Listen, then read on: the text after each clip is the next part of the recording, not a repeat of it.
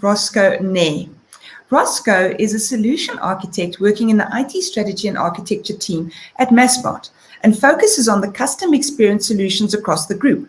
He has over 14 years of SAP experience covering management, functional, and development roles in global organizations. Today, Roscoe will share how Massmart is leveraging SAP Service Cloud capabilities within their contact centers, account departments, and in-store. Good afternoon, Roscoe. Afternoon, Ines, and thanks for that intro. Only a pleasure. Okay, so my name is Roscoe Ne. I'm from the Group IT Strategy and Architecture team within Massmart.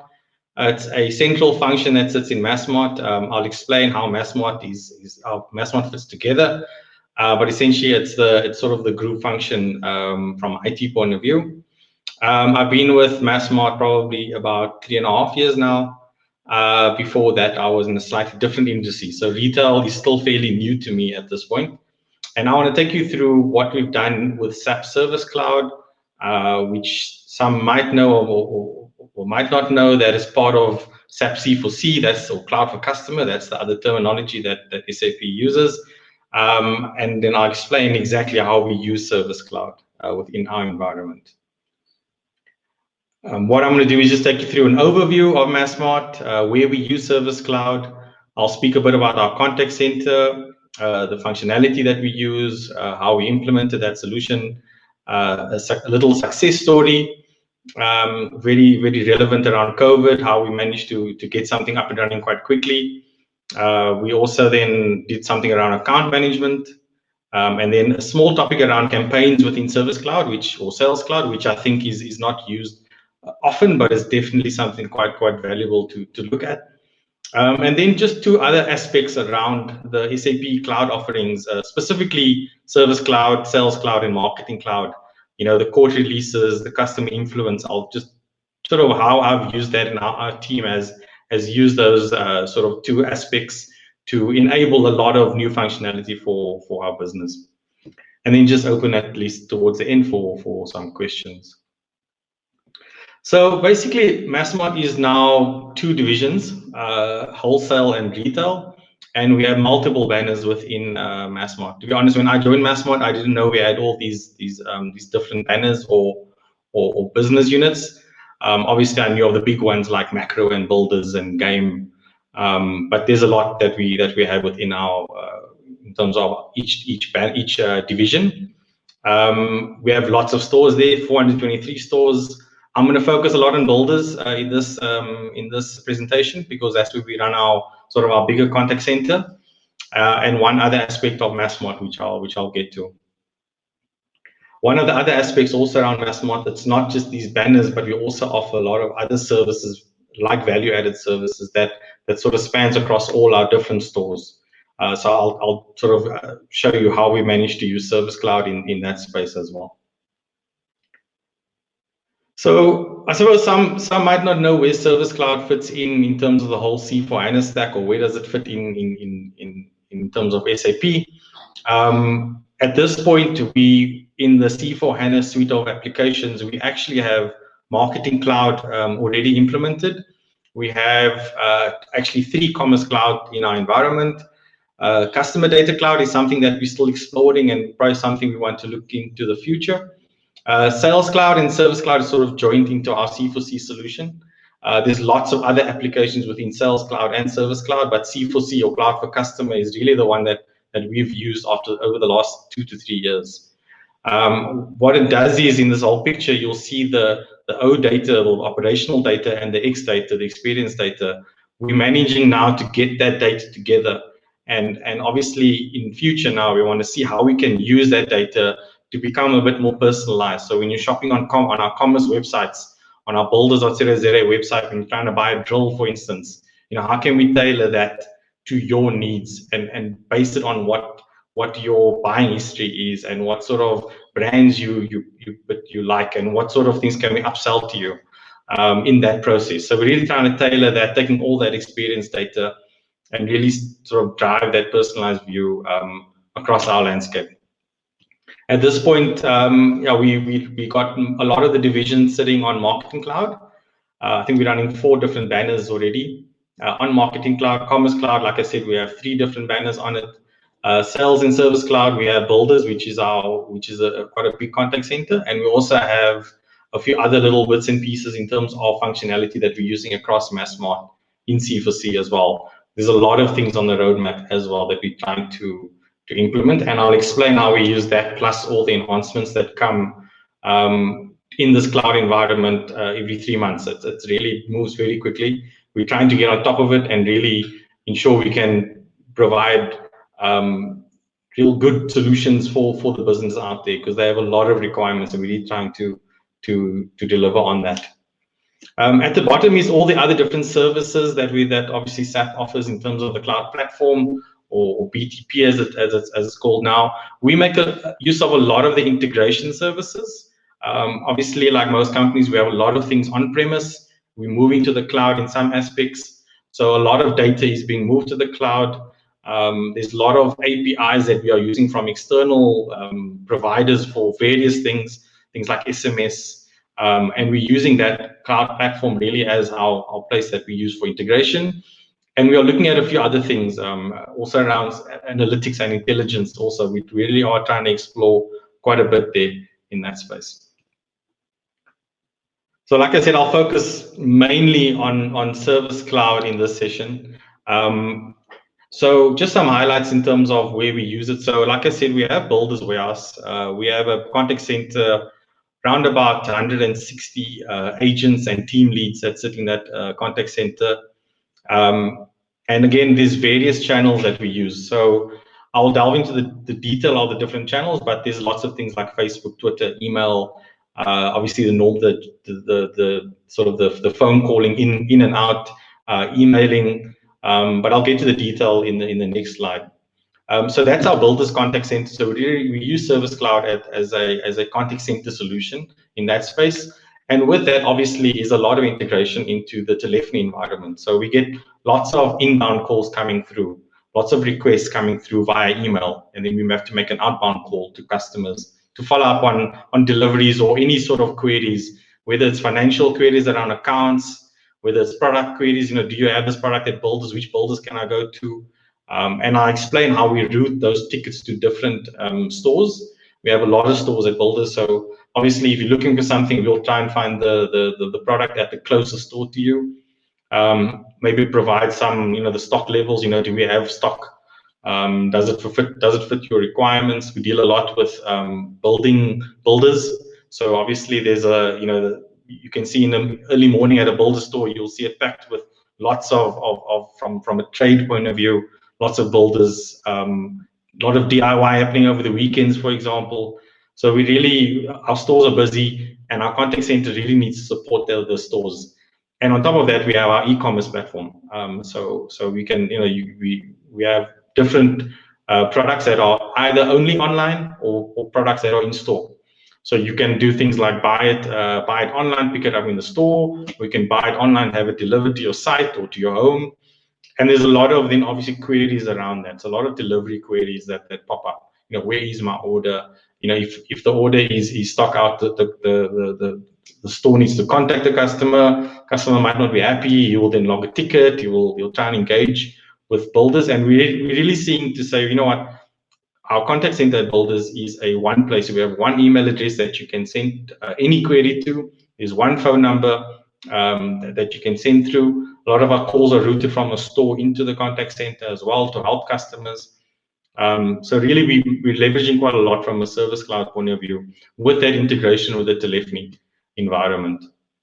And then I mentioned the VAS aspect of Massmart. So essentially, we have, like you see the picture there, that's a game picture of Money Center. We have that in all our stores. So that VAS is basically various things like your airtime, buying airtime, buying bus tickets, doing money transfers, all sorts of things, a whole host of services there in all our stores, and we're rolling it out quite quickly. But that needs a contact center behind that. So, how does the store contact someone who can help with a failed transaction, for example, or a customer query? How can a customer then also follow up and say, I bought this bus ticket, but something's wrong. Can you please help me? Can you help me amend it? So we're doing all that within our contact center from a Massmart VAS point of view. The Massmart VAS contact center is a lot smaller. I think it's about 4 or 5 agents at this point. That will grow over time. I'll get to the success story where I explain how quickly we actually put that contact center on the Service Cloud environment. And it really is quite a good success story from a Massmart point of view. Like I mentioned, also from a builder's point of view, we also manage accounts. So you can open an account at Builders if you want to do a renovation at your home. If you're a builder, you have a lot of projects coming, get the funding, buy only at Builders. I mean, that's probably what we're trying to do, is really get everyone to shop at Builders. And part of that process is also around how do we communicate with customers. So, for example, if a customer wants an account at Builders, how do we notify them to say, here's the email address, send through your details. How do we then tell the customer, yes, we've received your details, we're going through it, we've approved it, or we have further questions or further documentation that you must submit. We're using Service Cloud for that. So we're trying to really streamline that process. There's a lot of things that happen during the month as well, where potentially we want to tell the customer, on the whole customer base of accounts, what is your balance? How much do you have available to buy? Send them a nice email, send them a nice SMS to say, you have X amount to spend at Builders. Things like statements we also do. We leverage a lot on the ECC, on our ERP environment. There's a lot happening there from an account point of view. So we're trying to tap in and really communicate to customers using that data. For example, when we send a statement out to a customer, that notification gets captured in Service Cloud. So then at least if there's a query about an account or a statement that a customer just got, agent can easily see there, this customer really just received a statement. That's why it's querying this. So let me speak to the accounts department. And what we're really trying to do, that's why we added accounts as well to Service Cloud, is we want to create that single view for a customer to say, if a customer calls in, if he emails, if he has an account query, if the statement was sent, if there's specific comms, urgent comms around fraud, customers need to watch out for certain things. We want to have a single place where we can see, here's customer X, this is his full interaction history for the last year, for example. We can see all those interactions with Builders, things like Facebook, if he's happy or sad on Facebook, is he complaining or is he happy about Builders? We're trying to bring all that together and have a single place where we can have a view on that, and we can then obviously act on that. One other aspect we also make use of is SMS. So within C4C, specifically on the VAS, on our Massmart VAS contact center, where we manage all these value-added services, there's a lot of SMSs that we would like to send out, things around Black Friday, things around fraud, like I mentioned.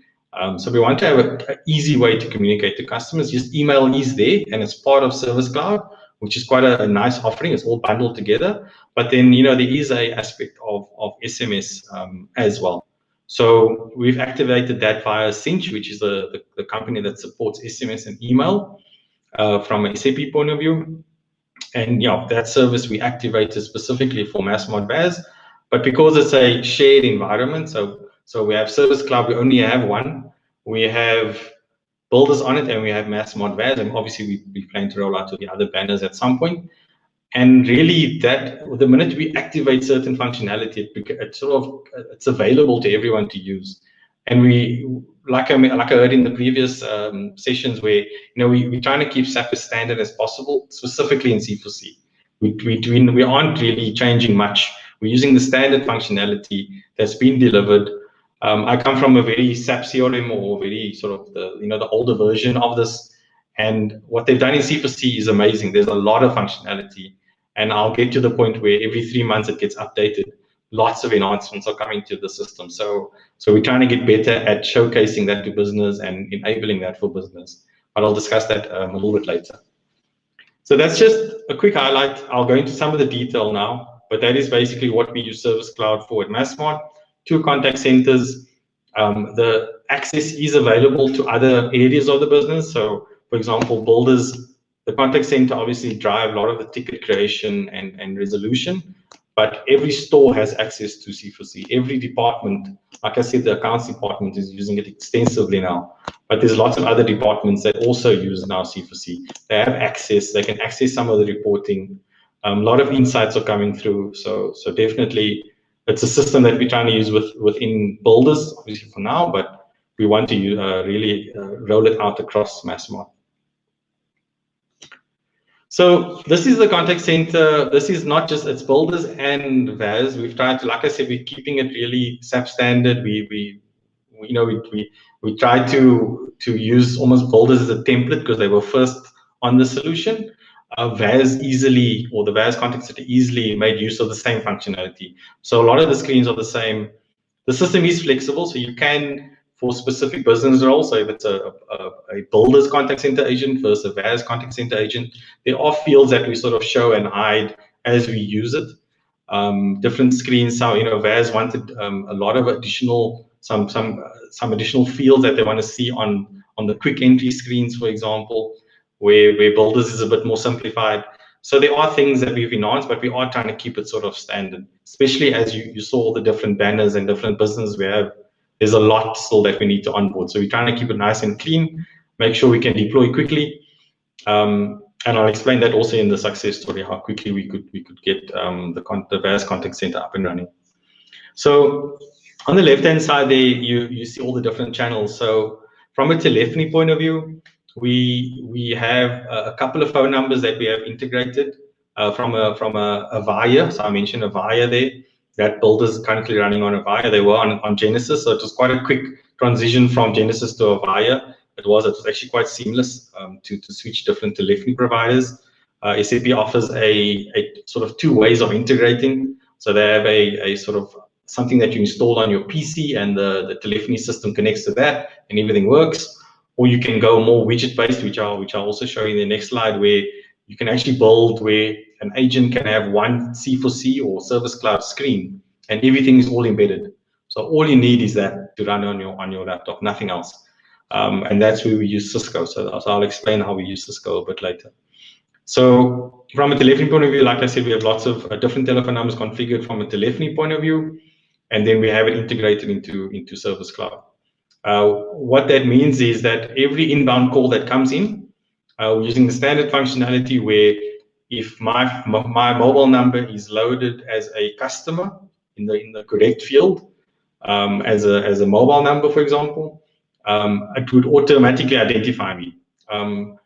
So if I call in, it says, okay, Roscoe is calling in. Here's his sort of his business partner number or his customer record.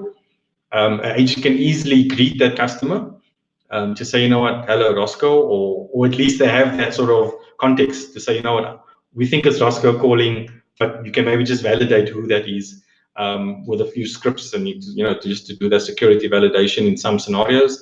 But what it also means is that as the call comes in, the agent answers, all that history for the customer is available within seconds without even asking the customer for their details. Yes, there's that validation process, but at least it's there, it's quick. The data is available for the agent to have a look at.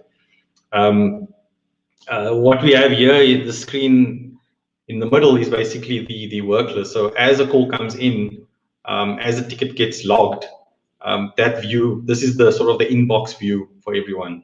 They can see all the tickets being logged. The channel would be either a telephone or an email, or whether it's manually being created from whatever other source. But essentially, if a phone call comes in, all of that gets recorded automatically. So the phone call interaction comes in, it saves it as an interaction immediately. You can then decide, okay, yes, it's a ticket that the customer is asking for something for a store to get back to him. So the customer calls in, and you can see maybe like on the first example on this list, it was for Builders Express in Kenilworth. He wants to know, is there this stock sitting in Kenilworth? Can they keep it? Can they keep it for him, or can he buy it online and make sure that it gets delivered or gets kept for him as a pickup? That is all happening within Service Cloud. So then on the other side, when a ticket gets routed to a store, they also have access to C4C, and they can see, yes, here's are my tickets that I must action. One of the learnings, I suppose, and I suppose a few contact centers as well, is that we also try to make sure the contact center takes accountability for that ticket. So yes, we send it to, for example, Builders Express Kenilworth. Doesn't, you don't know if they're sitting in front of their PC opening C4C regularly. So the agents still will do that follow up. Say, you know what, I know the store manager, they got their own sort of list of all the contacts per store. They will then do the follow up with that store. Ask them where it is, ask the store to please check the ticket, update it, and then that agent can then make sure he can get the feedback back to the customer. When the customer calls in, at least there's that history to say, yes, Bex Kenilworth has looked at it. They keep it for you. They'll let you know them. They'll contact you. They have all your contact details because it's all in C4C or Service Cloud. The data is available there. So it's not really a back and forth. Everything sits within it. Every ticket gets assigned to an actual customer, not just a free text. These are the notes. Please contact the customer. It's really all linked to a customer record that sits within Service Cloud. So that's from a telephony point of view. Customers calling in. A lot of follow up also, where agents call customers to update them on various things, like I mentioned. From an email point of view, we have quite a few emails integrated into the Service Cloud for various things. So things could be real general inquiries. Others could be a bit more account related. VAS, there's also quite a few, Massmart VAS, quite a few different emails that, for different vendors or customers or store staff that know about that email, and they send it through. Sometimes technical, sometimes purely just a customer asking for an update. So quite a few emails set up in there. A lot of auto notifications. Again, what I'm talking about now is pure. These are standard things. These aren't any customizations we've done. This is pure config that we've done in the environment. So things like an email comes in, sends a customer response to say, you know what, thank you for your email. Someone will get back to you in 24 hours with a ticket reference number. So a lot of those things are automated now, where in the past, I think it was a lot manual. We've just also done something recently, a couple of months, where we actually, when an email comes in, or if a phone call gets coming in and the ticket gets logged, we also SMS the customer that reference number, that long number starting with a 1. Listing the customer as a reference to say, you know what, I logged the ticket a day ago or last week. Here's the reference, please can you follow up? One of the aspects of email which I think was quite powerful, which I saw right at the beginning about 3 years ago when we implemented the solution, was around how our email gets sort of keeps the whole tracking together. So if a customer emails in, the agent emails back, customer emails back, that sort of back and forth is all in the interaction history. So you really have a good log of everything that happened on that ticket. So that's quite a powerful thing out the box. It's there. It works really well. So that's really something that worked quite quickly. So telephony and email worked really quickly. We activated it, worked. It's used a lot. Lots of tickets in our environment at this point. And then moving to the other channels. So we have Twitter and Facebook activated as well. So what it means is, on our Twitter handle and our Facebook builders page, for example, we have that integrated now. So any direct messages, any comments where they reference builders on the builders Facebook, for example, all comes through to Service Cloud. I put a little picture there at the bottom there, where you can actually see 2 of the different tests I did some time ago, where you can then see what they're posting. It has some sentiment analysis there, so you can see that if someone is negative or positive. You can then also, if you look at the overall ticket view or social media ticket view, you can also prioritize that in your feed. So you can say, well, let's look at everyone that's negative first. So I get in the morning, I'm looking at all my Twitter feed, all my Twitter notifications, and say, well, let's handle the guys that aren't happy first. I mean, that's logical. You'll start with that first, but then the other guys you'll also get to. So it's quite a nice work list that you can then work through all those tickets. The sentiment is quite accurate. There's a lot of reporting, not just in this view. So this view that I showed you was purely just like an inbox view. There's a lot of inbuilt reporting. I think it was about, when I checked last, 540 reports built within Service Cloud. It's standard, it's out the box. Obviously, businesses want their own customized stuff, so we had to build a few customized things there. But again, it's very powerful that the reporting is there. We didn't have to go to another system for reports. It's all there. So under sentiment, I think there's about 4 or 5 reports that you can actually, out of the box, it's available. Some of it's quite nice and graphical. So that's quite a nice piece of work that we've activated. I think there's also YouTube and Instagram, if I'm not mistaken. So we haven't looked at it just yet, but there's 2 other channels, and I'm sure there'll be more things added in future. SMS, I mean, like I mentioned, we use Cinch as the company. It was previously SAP Digital Interconnect, which managed all the email and SMS comms from an SAP point of view. But now Cinch owns that piece or something like that. But basically, we use that to activate SMS. Works really well. And again, that's when you want to either send out a bulk SMS or you want to send out on a specific rule to say, you know what, maybe when a ticket comes in, send that customer, if his mobile number is available, send him an SMS with a reference number. So that is basically the contact center, how we're using it within Service Cloud. A little bit of integration in telephony, some social media, still a lot of things we want to improve on. If you look at, like I mentioned, the reporting, we have all these, so we try to enhance the categories in quite a detailed way in terms of, I think we're now sitting on 4 or 5 category levels. So that allows, and it really comes through on the reporting side to say, you know what, for example, there's a query and maybe it's a product inquiry. You know, we have all those reports available immediate. This is an inbox, and you can see the graphical piece on top, that is live. That you don't have to go to reports for that. It's all built within Service Cloud. Most of the screens where you see the sort of lists around different interactions or tickets, a lot of the reporting and graphical sort of representation is all there. It's available. It's immediate. It loads very quickly. So yeah, quite a lot of standard features there that we make use of. So, like I mentioned, the customer success story. So this was when Builders was always onboarded on our Service Cloud. Lots of customers, lots of tickets. I mean, it's really used extensively at Builders. And we had a requirement to say, you know what, well, we have a contact center now at VAS, and we were always planning to enable Cisco from a telephony point of view. So dimension data, you know, enable that piece with Cisco Finesse, which is the sort of telephony environment or contact center environment for telephony. Obviously, Cisco can do email, it can do a few things, but because we had Service Cloud as our contact center solution from email, from telephony, from social, we decided, well, okay, let's Service Cloud do all the ticket management, do all the different channels except telephony. And that's why we then obviously implemented Cisco Finesse from a telephony point of view. So we did it very quickly. You can see the timeline there.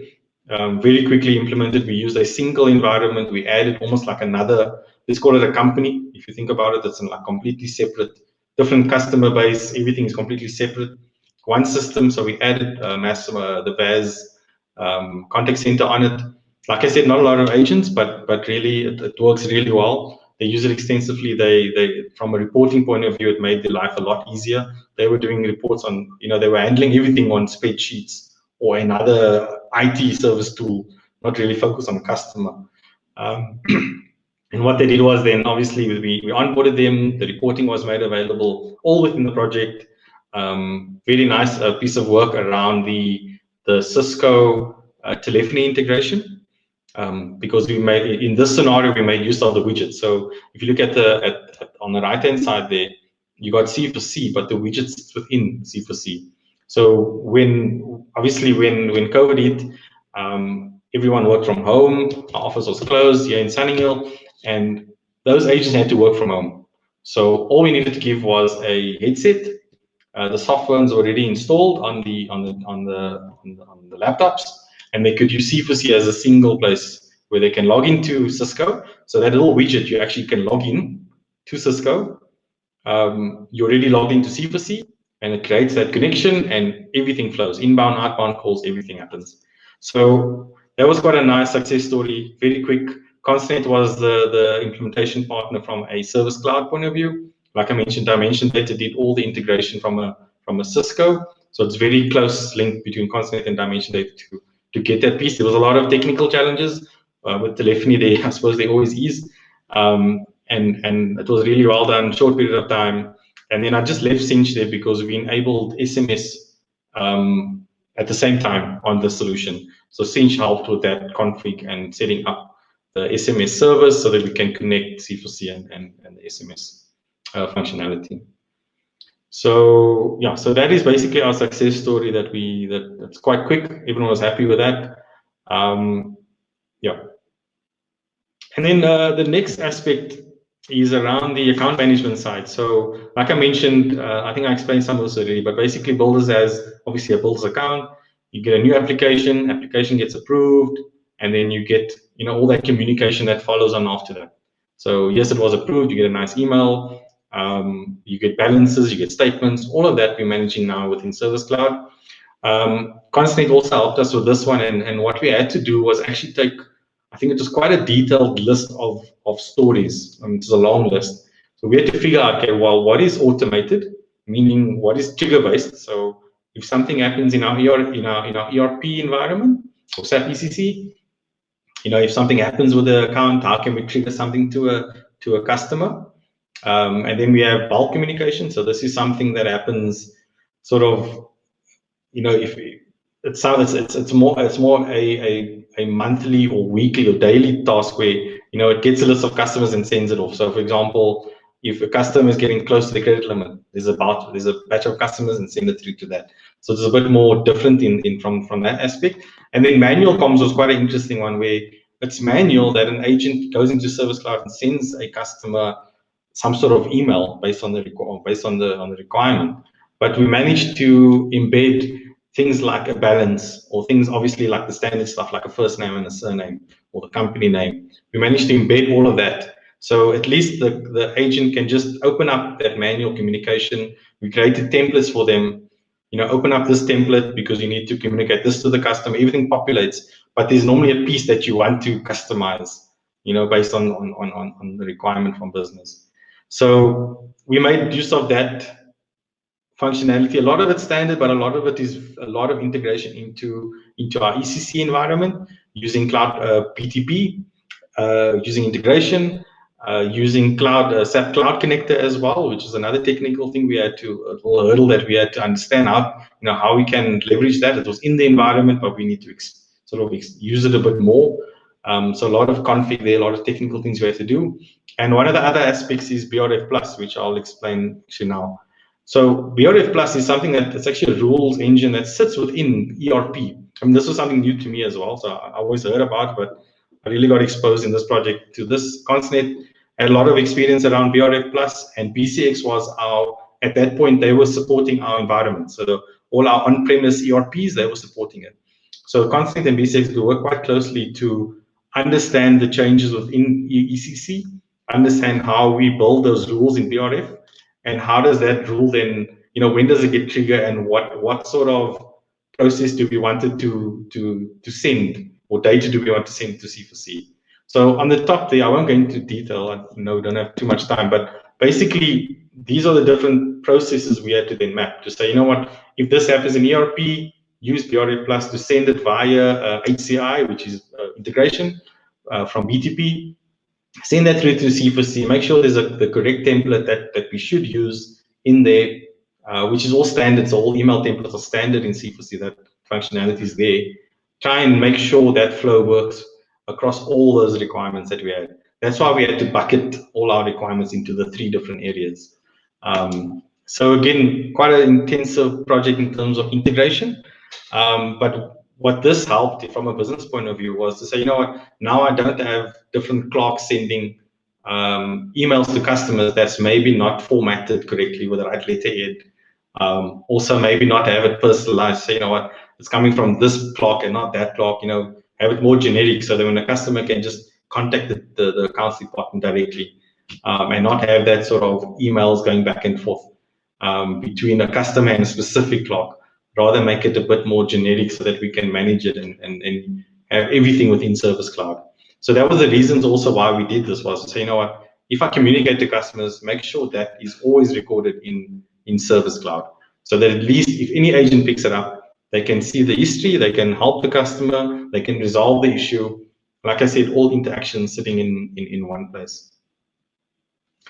So like I mentioned, one of the other aspects was around campaigns within Service Cloud. So I mentioned that you can send emails obviously out, you can receive emails, but you can also send emails out, and you can also send SMS. And one way to do it is in bulk.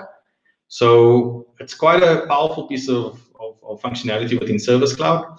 Obviously, I worked a lot on Marketing Cloud in terms of onboarding all our different divisions on that solution, but this piece of functionality is quite powerful as well, because you can upload templates. You can create a group of customers that you want to send it to. For example, if it's a project that's coming, we had a big point of sale rollout, so we had to tell customers, this is what you can expect. This is the change in the process, from an accounts point of view, or even fraud, like I mentioned. If there's fraud things that you want to send out, customers need to be aware of this and this and this. Really works well. You can have, like I said, you create your template. You can get some HTML guys to design it, some design guys to do that. Load it into C4C, create your target group, send it to whatever million customers, and the feedback. And that's where it's quite powerful, because it's very similar to our Marketing Cloud works. Maybe not as advanced, but it really is. It gives you a lot of stats around, what, these customers open the emails. These ones hard bounce, so this invalid emails. Things like they actually clicked on something within the email. A lot of that reporting comes out, which is quite powerful. One of the other aspects also is that you can have an email that gets sent out, someone opens it, clicks on something, and you can actually create another follow-up activity based on that. So for example, if someone opens an email and you wanted to get some information from the customer, they can click on it. Maybe, click here to accept permission or something, or for someone to call you back. That can trigger a phone call activity within Service Cloud, all within one system. And then an agent has a list of all these activities that they need to act on. To say, I need to phone these 10 customers because they got the email yesterday and they want us to call them back. So let's give them a call. So quite a nice piece of functionality. To be honest, I never looked at it at the beginning, but probably in the last year or so, we've used it a few times, and it really works quite well. The nice thing also is it's all bundled within your Service Cloud license. So you don't have to pay like another email service or anything like that. It's all built in. A little bit of technical config, but again, not much at all. And then I'll just two more topics. Basically on the quarterly releases. So I don't know if you guys are all aware. So in Marketing Cloud, in Service Sales Cloud, and I'm sure some of the other solutions, I think S/4HANA Cloud as well. Every 3 months it gets patched. A lot of bug fixes, a lot of enhancements, a lot of enhancements that you need to switch on. Some of it actually just comes. So for example, a button will move from the top to the bottom, which you can imagine in a contact center with 160 people. Moving things around, it creates a little bit of chaos. So you need to be on top of the changes. So there's quite a nice timeline that there's actually a bit more detailed one, but this is the sort of the summary where specifically around quarterly releases, they will release it to you in a webinar. There'll be a document like on the right hand side, quite a detailed PDF. I think this one was 600 and something pages. So a lot of it explains all the new functionality, all the changes in the environment, things that are deprecated, things to watch out for, all sits within this document. So there's a webinar for that. And then at some point, they plan your test environment. So we only got a 2-tier environment at this point. We'll probably relook at it at some point, but we only have a test and a production. So when they patch your test environment, you get given a few days to test and to raise any high tickets with SAP, and there's a certain process that you follow for that. I think there's a prefix and all sorts of things. Then at least if you can say, guys, wait, there's something wrong, please log it to SAP. And I think you get a few days to do that. But then basically from the test to the productions, you only get 2 weeks. So what SAP will do, they'll fix potentially, or they'll say they can't fix it, but in the next hot fix that comes in another 2 weeks time, whatever, they'll fix it then. But again, if it's critical, they will look at it, and especially if it's multiple customers that's being affected. So why this is important is that potentially if you have lots of integration, all those things need to be tested. So what we had to do was our service provider from a managed service point of view is Consnet, and what they did was they actually do our regression testing first. So the minute test environment gets upgraded, we've given them, and they've also worked on a lot of our test environments or our test scenarios. Quite a lot going in there, lots of different scenarios, a lot of scripts that we need to execute. They run through that. They provide feedback to say, you know what, everything is tested. They also provide feedback to say, you know what, please watch out for this because yes, in the documentation, these fields are changing or these labels are changing, or the process is slightly different. Doesn't mean it's broken, but it just means that the process is different. So we need to then take that and send it to our contact center training leads to say, you know what, please be aware these buttons have moved. You know, we normally send some screenshots. We get the business analyst to sit with the contact center training team, and when we make sure that everyone is aware of it. And then, yeah, these dates you can't move. So 2 weeks later, production upgrade happens. We do some post testing as well on that weekend, and then the Monday morning, the new version is there. So it happens, like I said, every quarter. So these are some of the dates. I put a link in there in case anyone wants to have a look there, to have a look at it and see how that process works.